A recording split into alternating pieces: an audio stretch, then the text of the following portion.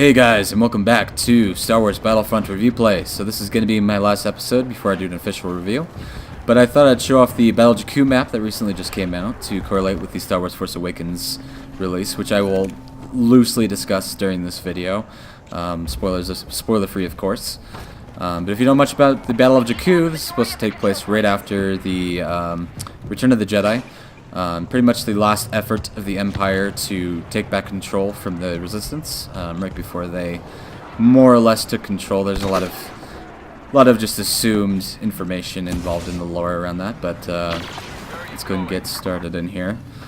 I'll use this as an example of one issue I do have with this map is, so if you are, mainly if you're playing as the Rebels, you can pretty much go wherever you please, but if you're playing as the Imperials, there will be large sections of the map that will just basically be blocked off to you, and this can be the area where the Rebels are mainly spawning, which makes a lot of sense, but it's kind of hard when you have an enemy who's hiding behind a sand dune where you can't even get anywhere close to attacking him. It's pretty easy just to take advantage of that when you're on the Rebel side, but nonetheless. So to go over the mode a little bit, right now, the Imperial side, we are defending 3 key points, and every time one of those points is taken, we are pushed back in kind of a line formation. And basically, there will be 3 tiers of that. So if the Rebels happen to take 1 tier, they'll move on to the next one, all the way to the 3rd one. And then the last tier is going to be just 1 central point on our side of the map. But let's go ahead and see what we can do here. Get some kills in here. One thing I do like about this map is there's a lot more players involved in the map, and it's a lot easier to rack up a lot more kills. If you're playing the blast mode, you'll get a lot of kills, but I find myself capping at maybe 25 tops. In this mode, I tend to get maybe 30 or so, and a few times I've tried it, but let's see if I can get him. Nope, gotta get out of there. But anyways, I really can't be too excited for this map.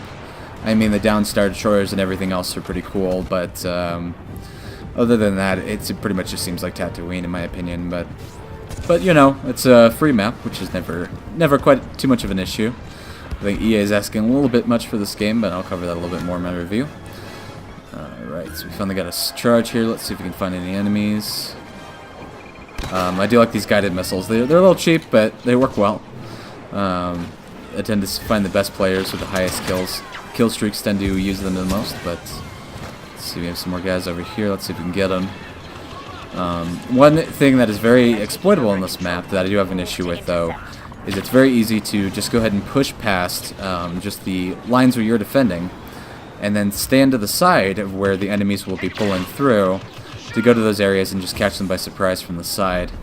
I've done it a few times just to see how exploitable it is, but it's a very easy way to rack up a lot of kills, and if you move around a lot, you could definitely make a good game out of just doing that. You won't be defending your siege points very much, but it tends to be that people are really just fighting each other just to get the most kills in these maps. The main objective is more of a secondary objective for them to begin with, but in this map, which is interesting, I don't think I've gotten the chance, and hopefully I will get a chance in this video. You can actually control an AT-AT or an AT-ST, which is the smaller version, or you can control a rebel, basically a rebel, craft essentially, and kind of fly around and kill enemies. But I've never gotten one, which is weird. I've had one of the higher kill ratios in the game, and it just seems to give it out pretty randomly, which I'm not entirely sure I understand. But there we go, getting a kill here. Anywho, let's see here. Got him. Nope. This map is, that was to be expected. But this map is incredibly large, which can make the spans of time between when you're walking and when you actually see an enemy pretty heavy in between, which I do have an issue with, I'd have to say. It's not the worst mode. Definitely not. There's a few modes in this game which are really imbalanced. I feel like there's just a few issues in this one specifically, so. But yeah, right now, I pretty much just spawned not too long ago, and still no enemies as of yet.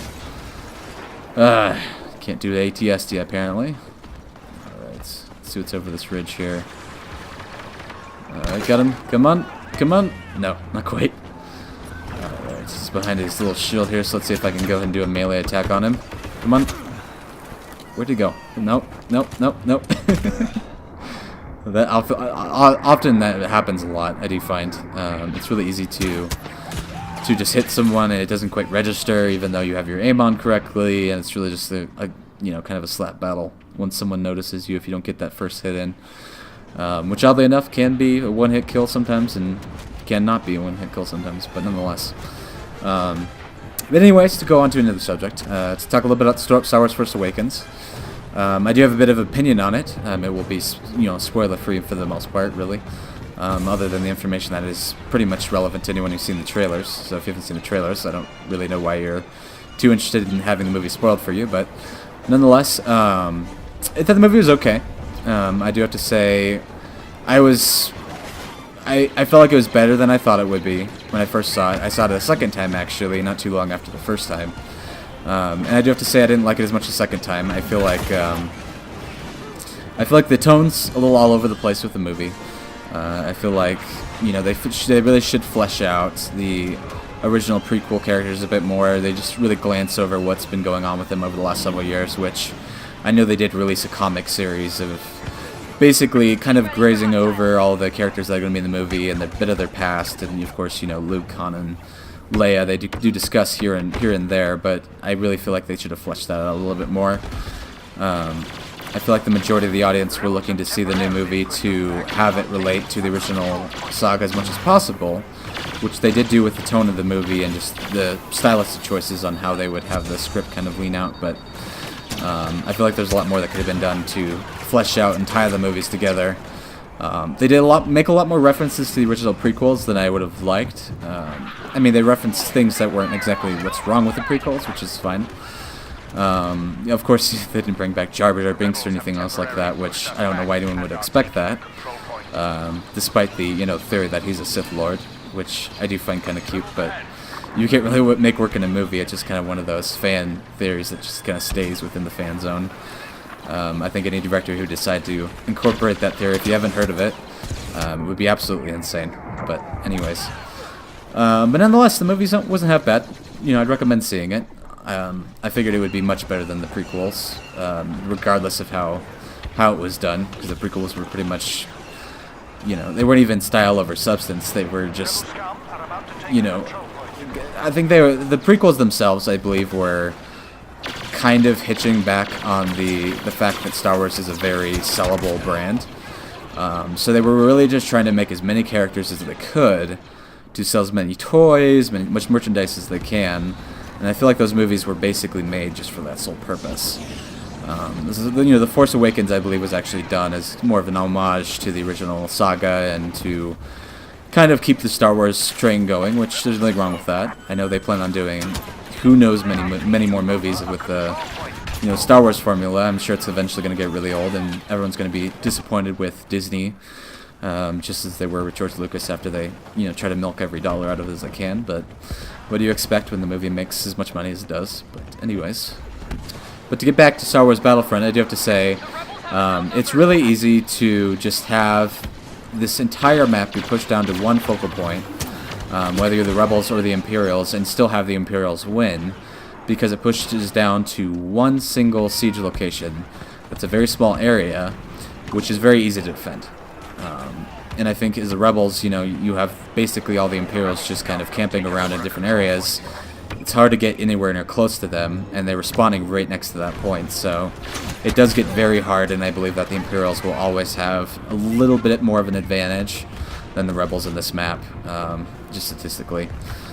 But nonetheless, there are a lot of actually new blasters here, which I'll show you this one here. This one's a little bit more of a faster machine gun style.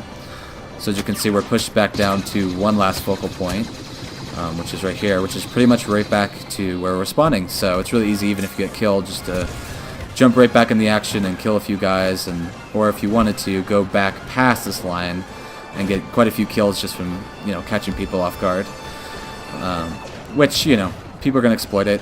I have no issue exploiting something as long as I don't do it all the time. I feel like if I have enough skill to play the game normally, if I do something like that occasionally, if I'm in the area, it's not too bad. And of course, I haven't gotten ATSD yet, which is really disappointing because I would like to try one eventually. Gotta get out of this orbital strike area. Shit. Okay. Finally made it. Man.